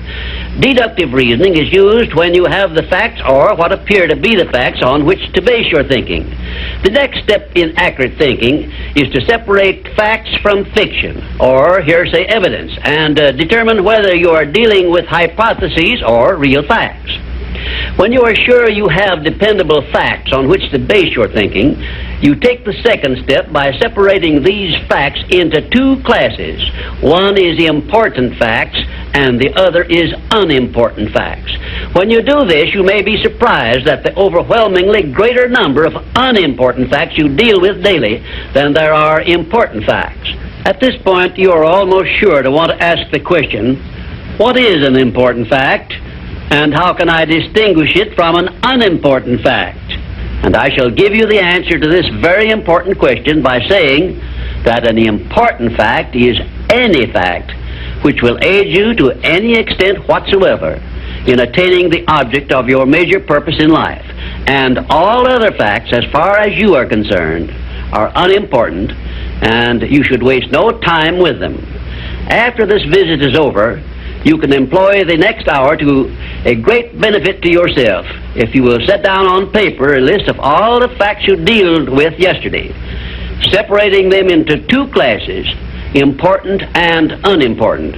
As a matter of fact, you will make a profound discovery regarding accurate thinking if you follow the habit of daily taking inventory of all the facts that claimed your attention during the day, putting them down on paper in two separate columns, one labeled important facts and the other labeled unimportant facts. Now let us turn our attention to the subject of opinions and see to what extent loose, unsound opinions are mistaken for accurate thinking. To start with, let us recognize the truth that most opinions are without value because they are based on bias, prejudice, intolerance, guesswork, hearsay evidence, and out-and-out ignorance. These are harsh words I'm using, and they represent the source of most of the tragedies of life which people meet with unnecessarily. And I would say that of all the tragedies which cause misery and failure, none is more merciless or destructive than those which grow out of the indifference of people who make no attempt to learn how to think accurately.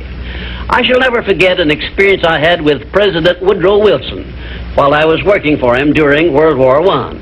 I asked the President what effect he believed World War I would have on civilization, And his reply was brief, but it was a masterpiece which you should remember as long as you live.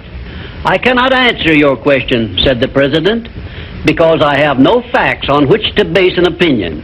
If you will remember Woodrow Wilson's 15-word speech every time you are about to express an opinion about anything, the chances are that you will soon get out of the habit of expressing or even having opinions not based on something more substantial than biases, prejudices, and emotional feelings which often serve as fathers to facts. You will learn, if you observe carefully, that the more successful a person is, the less he is inclined to express wild, unjustified opinions about anything. Also, you must have observed already that the drifters who are suffering with frustrations because they recognize they are failures usually have an assortment of opinions on about everything you can imagine. When I hear someone expressing a definite opinion about something of which I have definite reason to believe he knows little or nothing, I think of an experience I had when I stopped a Quaker on the streets of Philadelphia and asked him the time of day. He took out his watch, examined it carefully, and then in a slow, emphatic tone of voice he said, "Well, sir, according to this alleged timepiece, it appears to be approximately 1 minute and 10 seconds past 12 o'clock. I was particularly impressed by the care with which this Quaker identified the source of his information which he was passing on to me, and I often thought afterward how beneficial it would be if all people who express opinions or give out information would take the time to identify the source from which they were able to speak. I cannot influence all people to engage in this sort of safe thinking, but I can suggest that you give it consideration in connection with this visit on the subject of accurate thinking. Now, I shall give you a simple rule which may help you avoid being misled by unsound opinions expressed by other people. When you hear someone make a statement which your reason cannot accept as being sound, or which you question or should, for safety's sake, question for any reason whatsoever, ask a simple forward question. How do you know? Then stand firm on that question and either force the speaker to identify the source from which he got the information he is endeavoring to pass on as facts, or reject the statement entirely as if it had not been made. And do this no matter who is speaking or what may be his reputation for truth and veracity. Remember, you are given as your richest birthright the privilege of controlling your own thoughts. Therefore, treat this divine gift with the profound respect to which it is entitled, and do not allow anyone to do your thinking for you, or to influence your thinking in any manner whatsoever, except by the rules of accurate thinking I am passing on to you. Follow this procedure regardless of what people think or say about your method of thinking. If they wish to call you a cynic or a doubting Thomas, let that be their misfortune. But for your own good, go right on thinking by rules which will save you from many mistakes and tragedies throughout your life. Now I will give you 7 rules to follow, which, if you memorize them and follow them as a daily habit, may bring you top rating as an accurate thinker.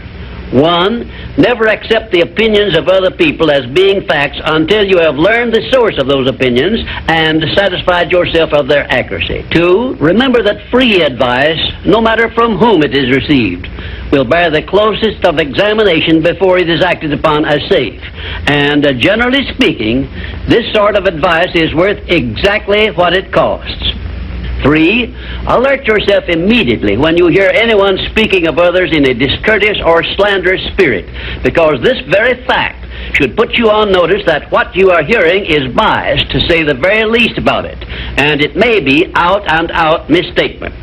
4. In asking others for information, do not disclose to them what you wish the information to be, because most people have the bad habit of trying to please under such circumstances. Well-measured, tactful questions can be of great benefit to you in thinking accurately. 5. Remember that anything which exists anywhere throughout the universe is capable of proof, and where no such proof is available, it is safer to assume nothing exists. 6.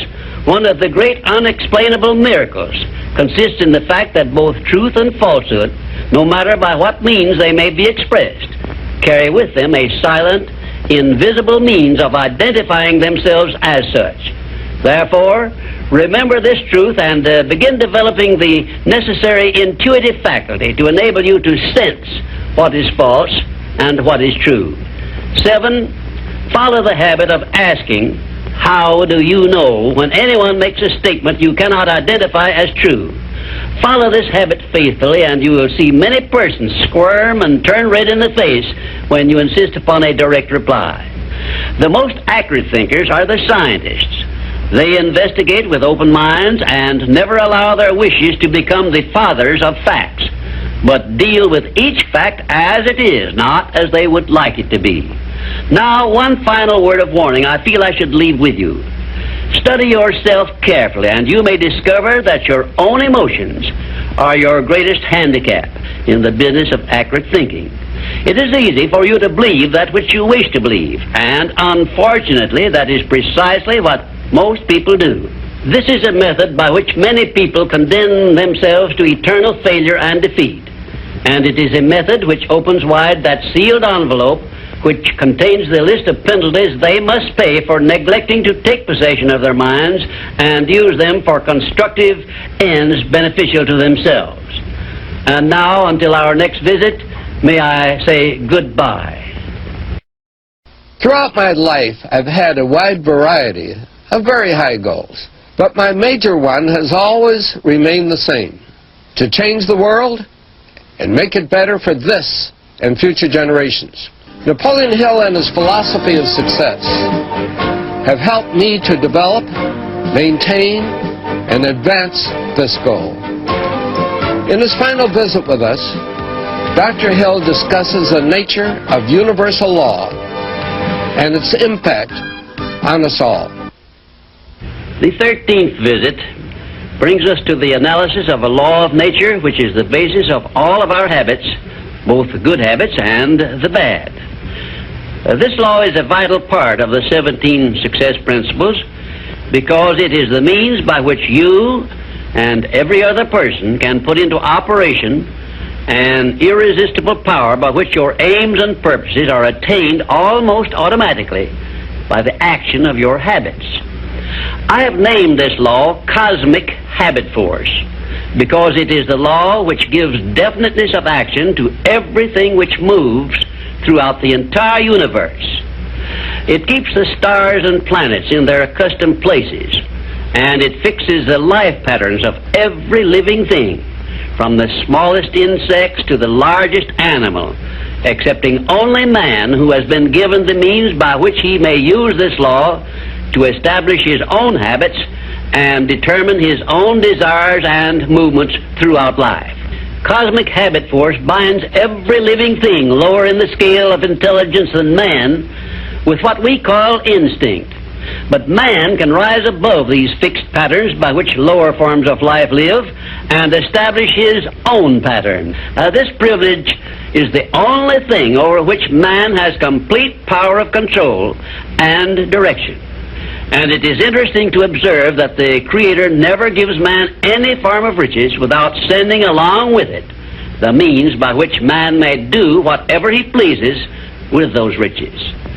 Like every other natural law, cosmic habit force has both a positive and a negative potential application. The negative application of this law is called hypnotic rhythm, which means, among other possible results, it fastens upon individuals that by our neglect to fix our thoughts upon the things we desire in life, and thereby gain the power of cosmic habit force in attaining these desires, the law automatically acts through the negative hypnotic rhythm feature and fixes our minds on the things we do not desire and attracts to us the physical counterpart of these desires. Understand this principle of the law of cosmic habit force, and obviously you will have a better conception as to how essential it is to keep your mind occupied with the life pattern and the things and circumstances you desire until this pattern is taken over and made permanent by cosmic habit force. Cosmic habit force is the watchdog, so to speak, which looks over your shoulder all through life, examines every thought you release, every act in which you engage, and forces upon you the penalties or the rewards in those two sealed envelopes I described in a previous visit. When you understand the principle of cosmic habit force, it is clear enough that you cannot go through life without using the power of this law to carry out the circumstances and the desires you voluntarily choose, or, by your neglect, allow the same law to force you to pay the penalties I described. You have a power of choice here, the same as in all other things, but your neglect to exercise this power brings certain, if not always swift, retribution upon you. Perhaps you now see why I warned you in a previous visit that the 2 sealed envelopes were not imaginary but real. And of course you now understand that you must avail yourself of the benefits of one or be forced to accept the penalties of the other. There is no halfway compromise for any human being. Ponder over this profound truth and you will probably get a more impressive understanding of the power which is available to you through the application of the 17 success principles of the science of success. And you may also acquire a better understanding as to why these 17 principles have spread throughout the world without organized business management behind them. Why this science of success philosophy is believed to have brought personal success to more people than has any other philosophy designed to help individuals to take possession of their own minds. The nearest to a description of the law of cosmic habit force I have seen is Emerson's law of compensation, in which he so clearly established the truth that nothing ever just happens by luck, but every effect has its definite cause, albeit we often observe effects, the causes of which we cannot isolate or understand. If you will read Emerson's essay on compensation again, in view of what I have said about the law of cosmic habit force, you may get much more from it than you absorbed from it previously. Now I shall give you a variety of illustrations as to how the law of cosmic habit force operates. 1. First of all, let me call your attention to the fact that cosmic habit force fixes the habits of the electrons and protons of matter, so that their relationship and chemical behavior always follow the same pattern. Thus we see that everything throughout the universe comes under the influence of cosmic habit force, and everything moves and exists by a pattern which is immutable and enduring, except man, who, as I have said, can break the habits established by cosmic habit force which affect him and set up in their place habits of his own choice. 2. Cosmic habit force fixes the pattern of every form of vegetation which grows from the soil of the earth, so that each thing reproduces after its own pattern. A grain of wheat always reproduces other grains of wheat, but never makes the mistake of producing oats or some other form of growth. 1 atom of hydrogen and 2 atoms of oxygen combined always produce water, never anything else, because the pattern of their chemical reaction has been fixed by cosmic habit force. 3. When the human mind is focused on a definite major purpose, the law of cosmic habit force goes into action immediately and attracts to the individual the material equivalent of that purpose, and the procedure is inexorable and never varies. However, hypnotic rhythm, the negative application of the law, will just as definitely attract to one all the undesirable things and circumstances which the mind is allowed to dwell upon, such as poverty, ill health, failure, fear, and all other undesirable things. 4. Cosmic habit force, expressing itself through the emotion of sex, is the means by which every living thing perpetuates its species. Understand this truth and you will better understand the irresistible forces of the profound emotion of sex, the means by which nature creates all living things. You will also better understand why aims and purposes, which are expressed orally under the great creative forces of sex emotion, are acted upon so rapidly by cosmic habit force. 5. We sometimes hear people speak of successful men as being on the beam, by which they mean that those who enjoy success have established a success thought pattern in their minds, which cosmic habit force has picked up and carried out to its logical conclusion. Direct it to definite ends in a spirit of belief in your attainment of those ends, and keep your mind busy in carrying out your purpose instead of allowing it to drift to subjects you wish to avoid. You are on the beam when you can truthfully say, I know precisely what I want from life, and I have faith I shall get it. You are not on the beam when you have no definite major purpose and you are drifting aimlessly through life. People who are failures also are on the beam, but they are on the negative side of the beam because they have neglected to use those riches which came over with them in that sealed envelope, and they have placed themselves under the influence of hypnotic rhythm, which is the negative application of cosmic habit force. There is one word which doctors dread, and it is the word fixation, which means that a sick person believes in his sickness as something which cannot be cured. Fixations can become a priceless asset by those who have discovered the great master key to success and have learned how to develop fixations in their minds based on the things they desire most in life. Cosmic habit force is the power which makes fixations permanent. You should have a definite fixation based on your major purpose in life, but you are the only one who can create this fixation. You can do it by taking possession of your own mind and keeping it directed toward the attainment of your major purpose.